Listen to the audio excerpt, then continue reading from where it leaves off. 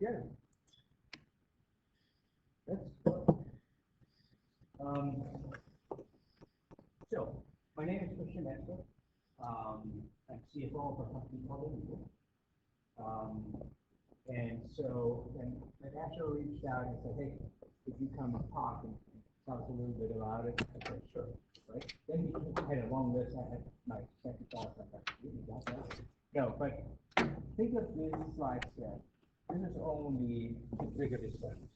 You guys can ask me anything and everything. Worst case answer is, I don't know, or I didn't experience that, or don't have a good answer. Right? We live in Greenwood for the last, what is it, 11, 12 years. Um, and we have so far, no, all four of them are either out of Cherry Creek or in Cherry. So two are out and about, and they're not Pomeranians, so one is in Kentucky and one is in Phoenix. And then two are here, one is a senior, one is a freshman. So 3.5 more years to go. So I thought first to go with what's in or what we do, like just to give you a sense of what we do. And then we can go into career and other topics. And I have the list that you have sent me, and we can go into it. So Anuva is a company with about 1,000 employees, 500 in the US, 500 overseas, with about 500 million of revenue. Right? And it serves the airlines, the maritime business, and energy government.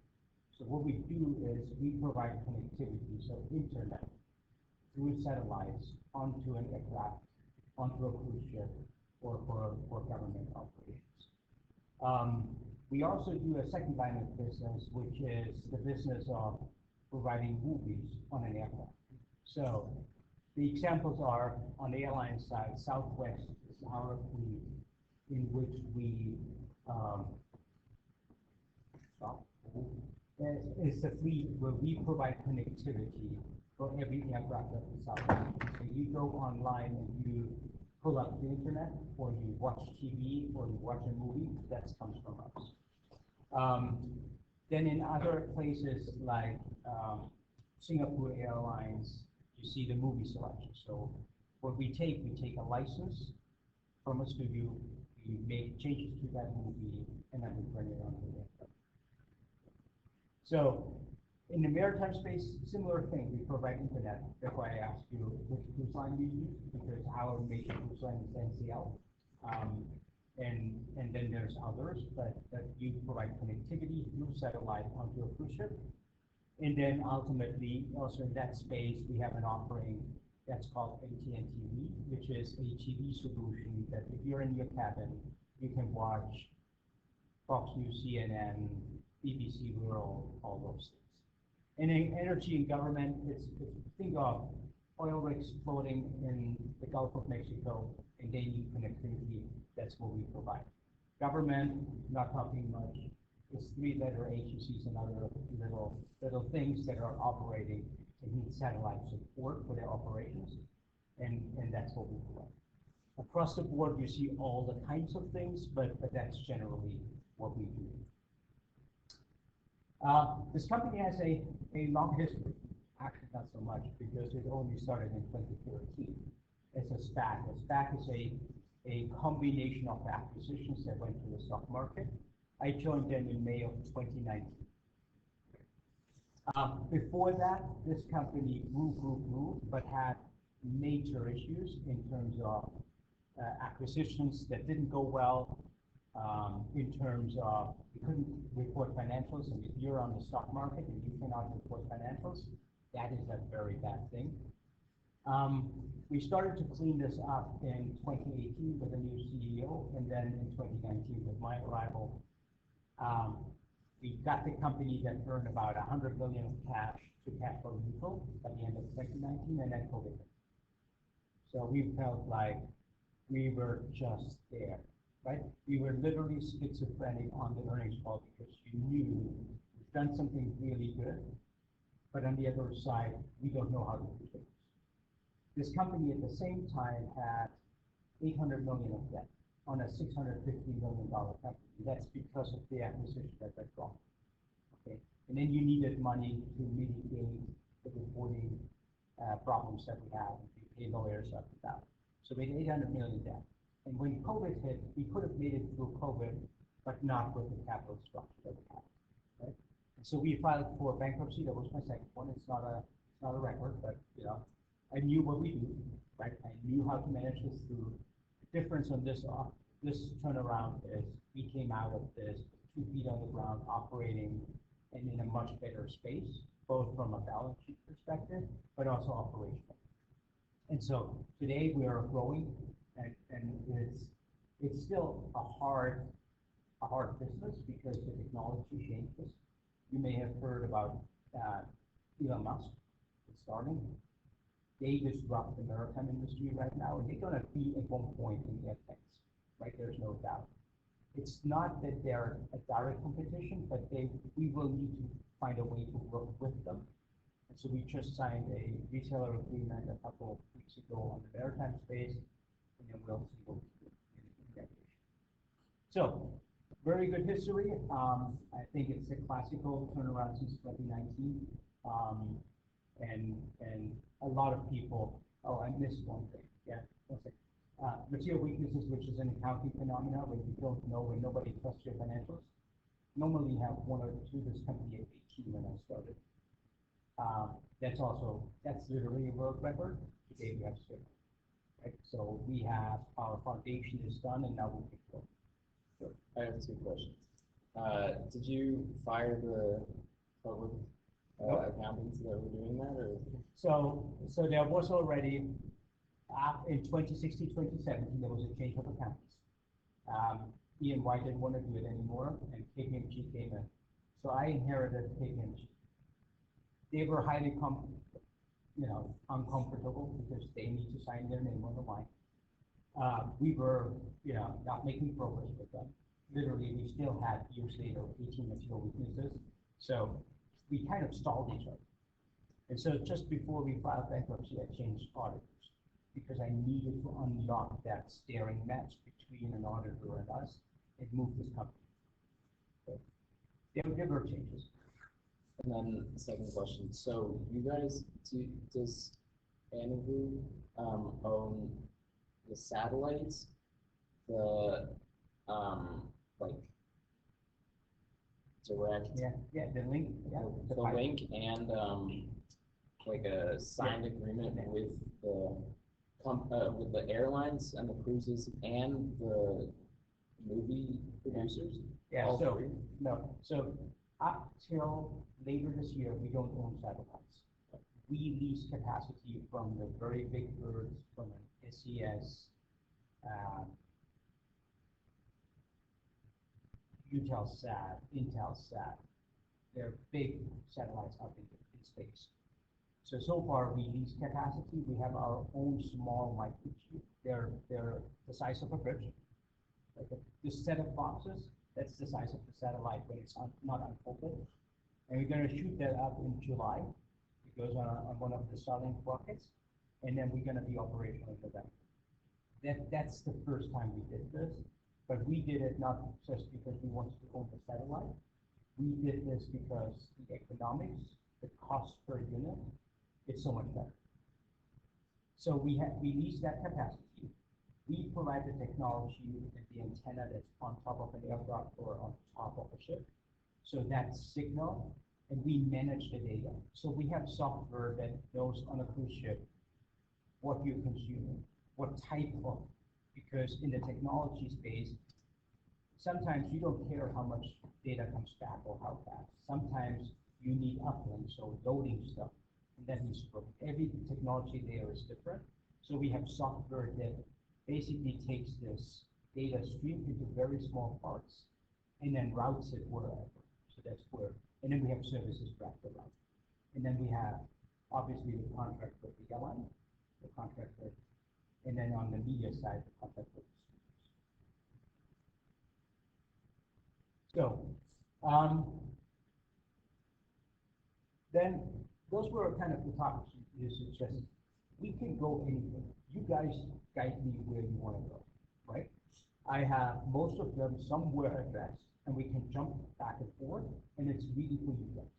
It's really, you have questions and you just go. And to make it easy on you, on 7:15 on a Tuesday morning, I'll start with the first section, you just ask questions, okay?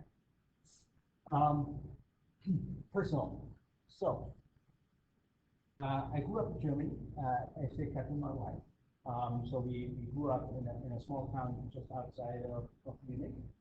Um, in Germany, in the education system, when you finish high school, you already have selected a major. Not necessarily that it determines what you do later in college. You can do totally something different. But I kind of knew when I was a high school kid I wanted to be in business. I looked at my dad and what he was doing with executive, and I said, hey, business is always good, right? From there, I went to the University of Vienna, and you may ask yourself, so why did you go to Vienna when you grew up in Germany? But the University of Vienna at that very moment started a new study, multinational business. It was a new building, a little bit outside of town, new professors. What I didn't know is no curriculum that was approved by the government, the Department of Education. And so we went there, and we were the first generation of students going in and the first generation coming out. And so that gave us, not only that we could help negotiate at the table with the Department of Education what the curriculum was, but also we had opportunity to go abroad. So I went to the UK, I went to France, going actually tonight back to Paris, literally 2 blocks from where I went to school. And then it's going to be fun because I'm going to just walk by and see how this building looks. Not that you see much, but just go down memory lane. After school, I started at Compaq Computers. Compaq at the time was the leading PC and laptop manufacturer. But remember, a laptop was not good looking as this. A laptop was a brick, and the brick cost you $10,000. Okay, that was a laptop. So I started off as a junior financial analyst at the European level, and I go back. This is the one team that I say I wanna. If I can resemble a team as a leader, that's the team I want to resemble. We were, younger in age, maybe up to 33, 35. We worked hard. We had good relationships. We came from every single country across Europe. Every of us was from a different place in the US. Then I went to the German sales subsidiary. That was a different experience. At that time, we acquired Digital. And I was a very young manager of a finance team. And then the corporate called and said, do you want to come for 2 years to the US? And that was almost 20 years. So you could imagine the conversation I had with my wife. Hey, let's go for 2 years. Here we are 3 years later. She doesn't trust me with any of these decisions, right? So that was corporate. Then HP bought Compaq. So you're sitting in Houston, Texas, right? That was our first stop. And then we got acquired. Was in corporate FP&A. Global functions is kind of IT, finance, the finance support for those functions. FP&A on a global basis. So I had a team of 600 people where we basically had every division of the company covered, but every region as well. So that was a huge team, global footprint. And then I was CFO of an $11 billion technology services. What happened then? I said, big is good, but how do we become CFO? Right? And for me personally, I could not see this in a reasonable time for the next year. So if you have these roles, it's a 3-year role, you need to find your next role, and you only have so many experiences you want to have. And so I came to Denver. A former boss of mine called me up and said, hey, do you want to be number 2 guy? I'm CFO of this company. And I said, okay. Unfortunately, we left about a year, 2 years into this, but then I became CFO of Cyber. That was my first bankruptcy because we sold parts of the business, and then the bank said, I want to control the outcome of the sale of the US. The way a bank in today's world does it is just loan you money. If they want to control you and have not the confidence that you can pay them, that's what happened. So sorry, did you have to sell part of the business to the bank to cover some losses? No, the bank doesn't want to be the owner, right? The bank just wants to get the money, right? And there are strategic issues with that company, the way it was built, through acquisitions, no integration, similar to what I experienced with People or anything. But it was rough, right? Your first time CFO, publicly traded, you can't step left, right, you can't make a wrong promise on an area of ball, right? And you maneuver through a relatively complex bankruptcy. That gets you turnaround experience right there. You can't read this in a school book, you can't, yeah. And then once we wrapped that up, I got hired because of the turnaround experience, because of the restructuring experience with Anuvu. Anuvu was at that time headquartered in LA, so I was traveling every week back and forth. And then we moved through COVID and moved back to Denver. So I'm living in Texas. So the pictures are not random pictures. Careers. What can careers? Careers can be a straight shoot, right? But with ups and downs, right? This looks on a piece of paper like a straight shoot, right? But the reality is, don't think that every day is a day on a high, right? There's ups and downs. There's positions like, how did I get myself into this, right? Many things. It can be a windy road, right? Meaning that you take little turns along the way. That's totally cool, right? It could be even as you come to an intersection, you make a total right turn, right? Those are all great things. When I talk to my kids about job, careers, and so forth, and they do something, you know, one is a professional horseback rider. There's nothing like this, right? He competes in horses and trains horses and breeds horses. But the reality is, they don't need to be like that. They don't need to create careers in a corporation. What they need to have is fun and a passion. So I strayed away from what Christian did, because that's kind of irrelevant. It's nice to hear it, but it's not what really helps, right? For me, it's like, get as many experiences, right? Stay broad, don't specialize too early. Those were things that I did, right? Because when you get very quick tunnel vision, you become the tax expert. But it's really hard to grow out of this. But if you love taxes, there's nothing wrong with that. If you love the tax code and how you work through challenges in the business to set it up better, right? Totally cool. But you get very early in that career lined up. I keep saying, and I said this at you the other day, I can make a finance person out of an accountant, but not an accountant out of a finance person, for example. Right? There's too much institutional knowledge. So there are certain choice points you have earlier, but again, can you make turns? Absolutely. Right? We always said, if you don't know what you want to study, you study business, because everybody needs some element of business, irrespective of what they major. They can be physical therapists, they could be in the nurse world, but if they don't know the fundamentals, that's what's our viewpoint. Take risks, right? At times that seems a little rough, but for us it was to move to the US. Not the part that we could go back, but I used to move here. At the time of a merger where you're the smaller company, the smaller not surviving team, to be the only, call it redhead, for the logo of Compaq was red, in a blue-head team in HP in the headquarters, be the single one was pivotal, right? Simply because I knew the old world from Compaq, and I learned very quickly what HP was all about. But it's a rough setting, right? But that moment to make that move from Houston to California, and then we had 8 years in California, was critical for success as you grow as an individual, as a leader. And then going from HP, where you had a set career, right? Your chief of staff or the CFO, you're in the extended staff of the CFO of a $100 billion company. Everybody said, what would be so small? But for me, it was the experience in treasury and investor relations to become CFO. Right? So learn from mentors and bosses. Even if you have the worst boss in life, and I can give you a list of names as well, but wouldn't disclose it. There's always something you like. There's always something you can learn and make your own. And even in the worst situations, you will find ways. And then there's obviously people like my very first boss in Munich. You know, he had a recipe. He had something about him that had made him a good boss, and then you take more of that. Stay curious, stay learning.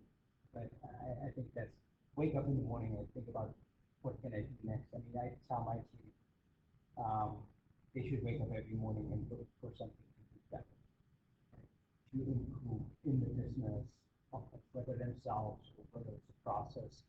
Um, and then, you know, I don't want to be too emotional, but without Kevin, you could not do this. Without a wife who holds off your back in all reality, that's a luxury because, you know, she could stay home with the 4 children. But in reality, without that, you could not do this. I'd be very happy. So, questions, let's pause here, because that's the first section. Yeah? Do you have any like doubts about going to business as you kind of got into college and then got into your first business? So I'm not the normal usual guy in this particular one. I knew what I wanted to do, and I was on a mission. Okay. It's not a running joke, but this is literally before Katrin and I got married. I said I want to be skateboard at age 45. And she was like, "But what do you think?" Right? I became CFO the day after. Literally. So that should not say something about who you are. There is luck. That could have been 6 months earlier. This could have been 6 months later, right? It just turned out, and it's a good running joke, right? But the reality is, I'm not you. I can tell you in the discussions with my oldest, for example, right? He went to a small liberal arts college in Ohio, and he wanted to be originally a big animal person, and he needed that the equine science piece to happen to him. And then I said, okay, if you really want to do horses, you find business. He ended up with the equine business degree. He didn't follow through on the science because he literally went, we prepared him extremely well. That's what both of the boys say. You go to college, you have a book out on everything else. But the reality is, biology was not. That class just almost broke him. You know, he's like, I don't even know what they're talking about, right? And he's a smart dude. I'm not, you know, but he was like, no, that's not right. So he certainly, then he had to think, so what I really want to do, and it takes a while, right? You guys are so much younger than when I had to make these decisions. In Germany, I went to high school, that takes a little longer. Then you went to mandatory military service for 18 months, you know, 2 years are down the drain, right? We're a little older when we make all these decisions. So I keep telling folks, nobody when you're 30 turns back and says you didn't know what you wanted to get for, or you had another class, or you pivoted a little bit, right? I think this is totally what the world is because you also have so many things from the outside, so many influences, so many opportunities. It's not that I would say we can have some of that, but yeah, just put it out. Yeah. Oh, sorry. Okay. Did you learn your ability to negotiate like mergers and acquisitions and divestitures through experience mostly, or through your degree, or through connections? Oh, we had a class about M&A, merger acquisitions, at the business. I think that one I took in Vienna, right, an international conference. So those two. So there was a foundation, but what you then experience in your life is very different. HP has been a very acquisitive company. And so first of all, I was 2 years in the job and there was the acquisition of this road before that pandemic. So I've seen real life what an acquisition could look like from far distance, right? You're junior financial analyst. But we had to deal with the outcome, right? We were sitting in the European headquarters. How do we make this work? There was nobody from corporate telling us. So in very early days, I've seen acquisitions, and the closer you get to corporate, the more you see. By the time you sit in corporate, HP at any point of time, I don't know how it is today, at that time, looked at 20, 30 acquisitions. Every line of business looked at smaller companies that could make the leap change that you looked at, right? We looked at big, we looked at small. Some went to the executive committee and got shut down. Some went to the board, never made it. Then we had big ones like EDS, like their public. You see those. There is under that, there's tens of acquisitions that are never really mentioned. It's one press release, no public disclosure, just done it. So I very quickly learned the playbook from how you develop a pipeline, a business case, get that approved, start negotiating, start the integration planning, all the way through. So we did a small one with, very small one with the new, which was a couple months back because we did something in government. That's very specialized. That a lot of it is from it. But you learn it mainly by doing. But the foundation of the technology is being in school. The one thing that has changed fundamentally is how you finance an acquisition, the vehicles, how you do it. Private equity playing a much bigger role in this. That you only learn today. And I learn every day. I was on a call yesterday with lawyers, and we're like, you do that?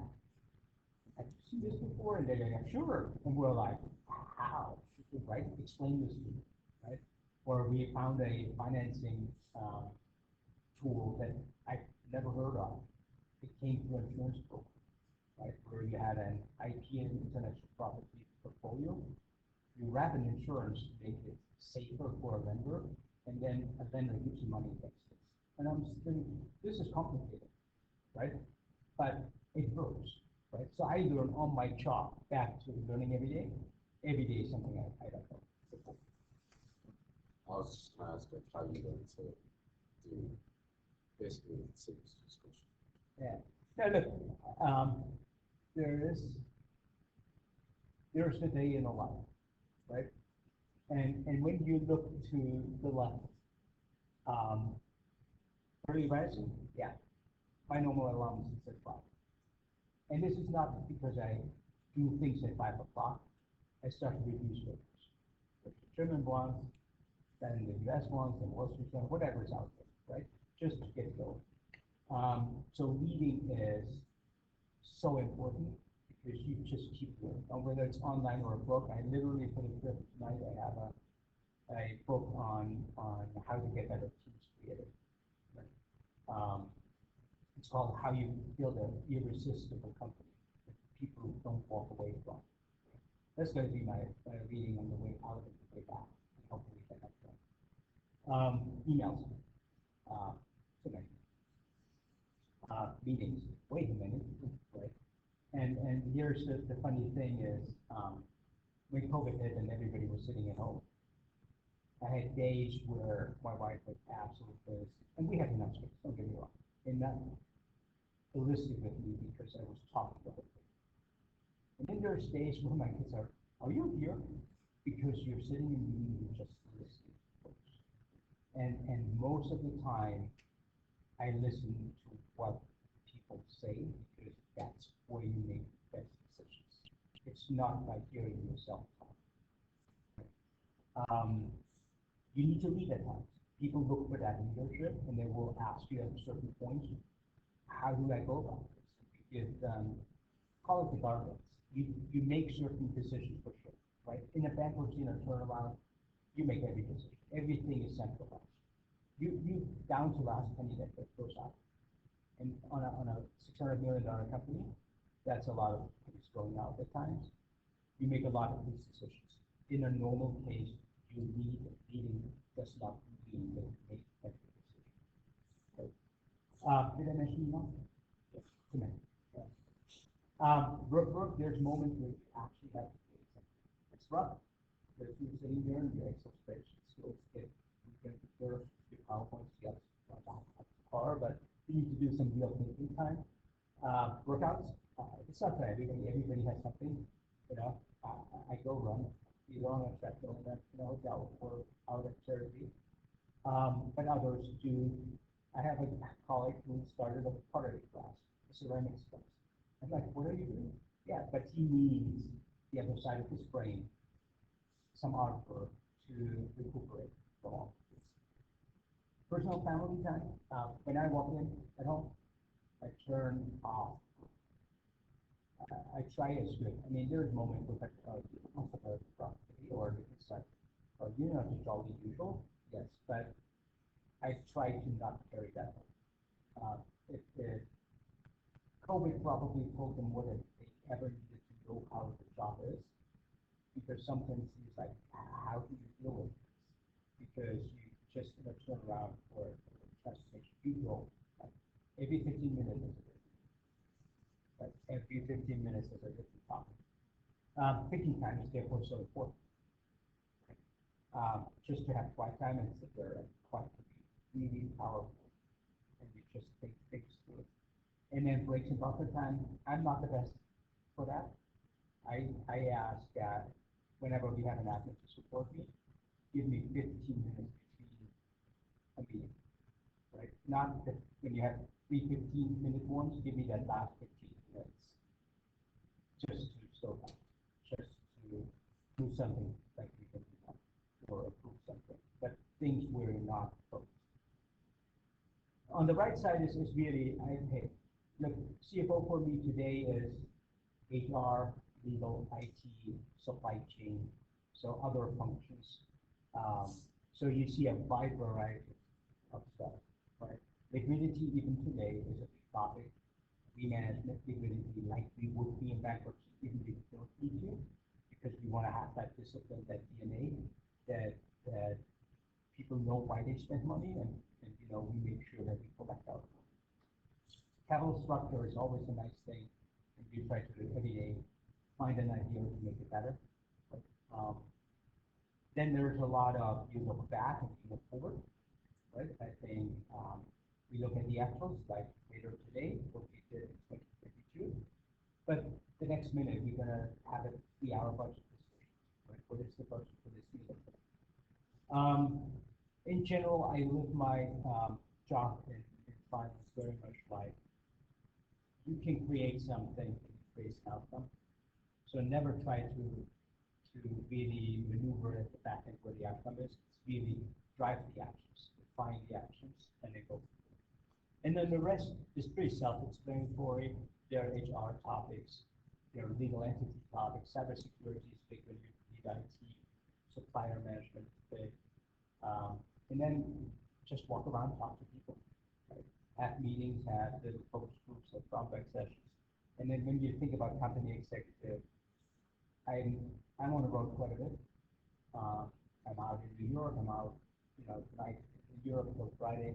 So I'm back Friday. You represent the company, not just the finance function, and you have discussions. So that's literally when I wake up until I go. So questions on that, because I think we want to make sure you guys get to class, but anything that interests you there. If you have a question. No? Okay. How do you carry out a merger and acquisition?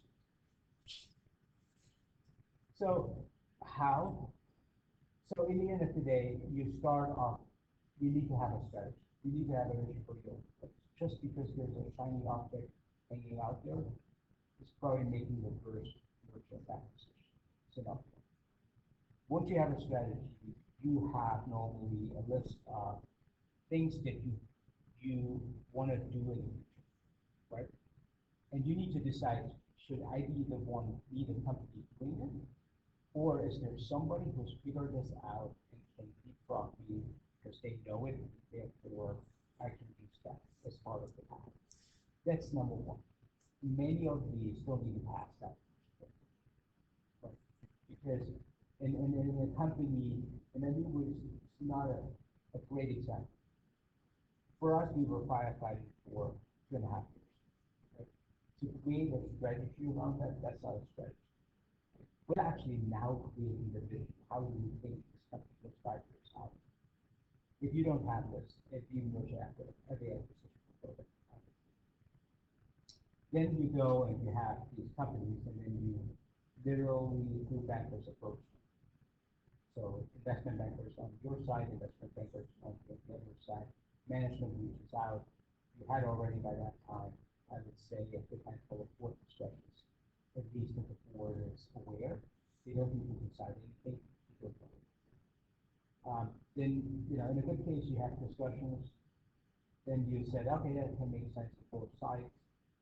Then you go into due diligence, high level due diligence, and you look at 100 coverage. That's the point where you build the business case because you start to learn what's different. That's also then the time to go back to the board and say, are you on board? Would you approve this, right? And they give kind of a preliminary approval to progress. If everything goes well and both parties agree, then you go into due diligence. It can be anywhere between, in a fire sale, it can be 2 to 3 days around the table. In a normal setup, it's 30 to 60 days, where you exchange a lot of material. And then you're confident, and then you basically sign an agreement. Before that, there's a step of letter of intent that could be somewhere before, just to formalize it a little bit more to get all the confidentiality in place. But then you have to sign the agreement, and then you close this a lot of times. Time you need to effect changes or get government approvals. That depends, can be anywhere from, you close at the time of signing, or quite frankly, like one of our competitors, Viasat, wants to acquire Viasat with their 4 year in front of government agencies. They got the US approval, but not the UK. And they will not get it for the next 6 months. Do you have a lot of freedom when you negotiate a deal, or are you kind of like held back by some part of the company? Like, how much freedom do you have? So, freedom is relative. Yeah. For example, our industry has a lot of over leverage, so companies with too much debt in the industry. When we would negotiate something with a third party, all the debt holders come out and say, but I don't want to lose $1, right? But you can't combine two and make a better company if both of them have a lot of debt. That's a structural issue for this particular industry. And Josh, the CEO, and I, we talk frequently about this. How would you even go about it? So to your question, banks, lenders have a huge say, right? Boards, shareholders in a publicly traded company, they need to vote on that, right? They need to approve big mergers. So they have a say. From an operational perspective, so it's a day-to-day tactical. Again, it's not what Christian thinks. I have an HR person who would go in and look at the setup of the company. They would look at employment agreements. They would look at in foreign countries, whether there's labor law or implications. You do it based on what you hear from them, right? Ultimately, the buck stops with you as a CFO and you as a CEO. A little bit more than but ultimately on whether we can go straight from left or from right, yeah, that's our call. But for that to come together, it's not that I feel like I make all decisions. I don't. You could do that. Yeah. I have to go to pick up my sister. Yeah. My dad is taking my mom somewhere, so I'll thank you for your time. And, Hey, there's responsibility. Thanks for joining. thank you. Are you going to go to UCLA? I want to. Good. Let's see. Good luck. Thank you. Just so you know, we have a law class we're also starting, okay? We have a law class that we're doing, a law club on Mondays and Wednesdays in here, if you want to join that too. Yes, sir. Maybe please share with us some tips and tricks for negotiating. For example, like Look, it takes it. So for that,